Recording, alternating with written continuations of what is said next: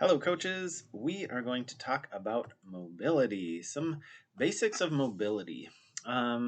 People think all sorts of different stuff when they hear mobility. So, we're going to talk about mobility in an athletic setting. So, what does that even mean?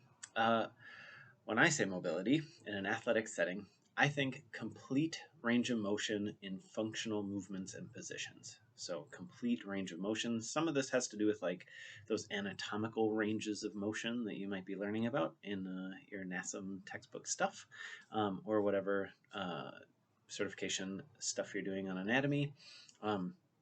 So, that is the basis of it. But it's different than flexibility. So, we're also thinking about stability, motor control, um, and strength within those ranges of motion. So, um, flexibility means like the ability to move a joint to and past an anatomical range of motion.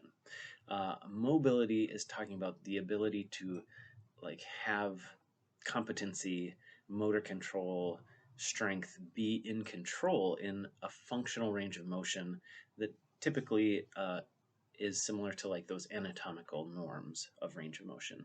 But whereas flexibility is just talking about ability to move, mobility is talking about ability to move well, I guess. So quality over quantity. In a practical sense, when we talk about mobility in an athletic setting, we're talking about, oftentimes, if we're talking about an athlete's mobility, we're defining whether that person has complete mobility or complete range of motion in whatever movement or position we're talking about. So, how's your mobility in the squat? We're talking about can you get hips below knees in a squat, and not only that, we're also talking about can you maintain spinal neutral through that, or is your mobility in the squat in some ways compromising a good position elsewhere? Um, we're also talking about working towards complete mobility. So when we say mobility work, we're talking about using very specifically trying to get towards complete range of motion or complete mobility in various positions.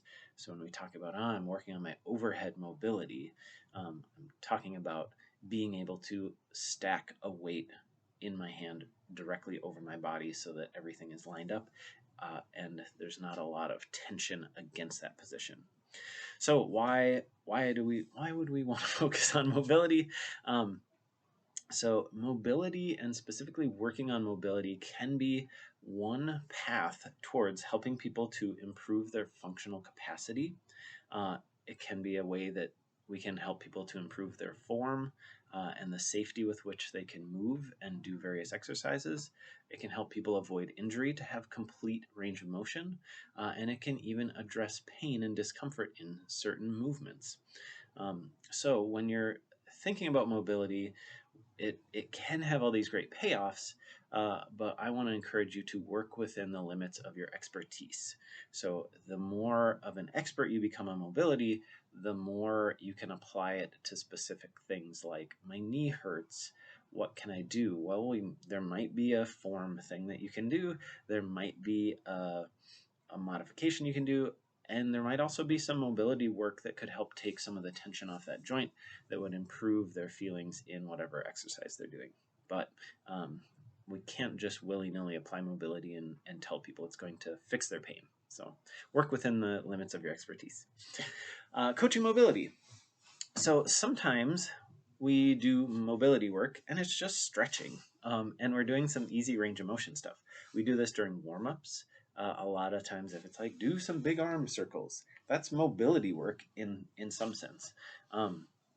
Sometimes at the end of class, you may have some extra time, and it is okay to just spend some time moving in ways that are like easy, like an easy feeling yoga flow, some like seated forward fold or something. It doesn't have to always be these like focused attempts to like make progress in very specific ways. So when you're coaching mobility, sometimes it's okay just to be like, hey, let's do some open scorpion. You might think about this, but let's just like get the chest open and work on this hip flexor a little bit and just like get some easy movement. Easy movement through full range of motion is going to be restorative and might just feel nice, and that's okay. Uh, However, you can help people to get more out of the time they spend on mobility in a couple of different ways. So, making it specific. So, having your mobility work be targeted at like a very specific range of motion or a very specific tissue or muscle, and working on some sort of measurable position. I think that can help focus things in and help people like actually improve something.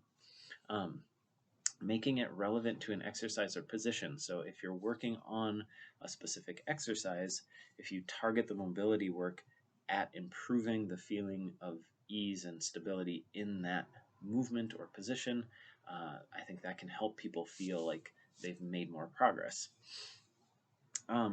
Using various tools and techniques to facilitate mobility work and progress in towards complete range of motion, which I'll talk about in the next section. Those can just make the time more useful.